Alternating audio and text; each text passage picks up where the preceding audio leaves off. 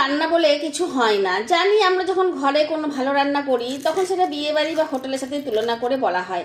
আর রইল বিয়েবাড়ি বা হোটেলের রান্না, সেটা মাসে 10-এ একবার খাওয়া হয় বলেই ভালো লাগে।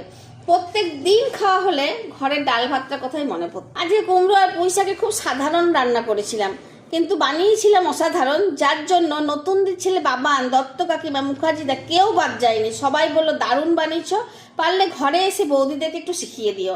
আমি বললাম যে শিখতে হলে আমার চ্যানেল মায়ের চটজলদি রান্নাঘরটা সাবস্ক্রাইব করো, দেখে নিয়ে শিখে নাও। তাহলে চলো তোমাদেরকে আমার রান্নার বৃত্তান্তটা বলি। প্রথমেই গোটা ধনে, জিরে, শুকনো লঙ্কা কড়াই ভেজে বেটে নিয়েছিলাম। কড়াই তেল দিয়ে বড়িগুলো ভেজে তুলে নিয়েছিলাম। তারপর 5 ফোড়ন দিয়ে কুমড়োগুলো ভেজে নিলাম লাল লাল করে। এবার ওপর থেকে ধনে গুঁড়ো, জিরে গুঁড়ো, হলুদ, নুন, চিনি দিলাম। তবে কুমড়ো তরকারিতে একটু মিষ্টি বেশি হলেই ভালো লাগে। এরপর কষিয়ে পুঁই শাক দিয়ে নেড়ে চেড়ে আঁচ কমিয়ে ঢাকা দিয়ে দিলাম। মোট 3 বার ঢাকা দিলাম, ঢাকা খুললাম একদম কম আছে, কারণ কুমড়ো পুঁই শাকে বেরোনো জলেই কুমড়ো পুঁই শাক সেদ্ধ করে নিলাম। 3 বার ঢাকা খোলার পর ভাজা বড়িগুলো গুঁড়ো করে ওপর থেকে ছড়িয়ে দিলাম।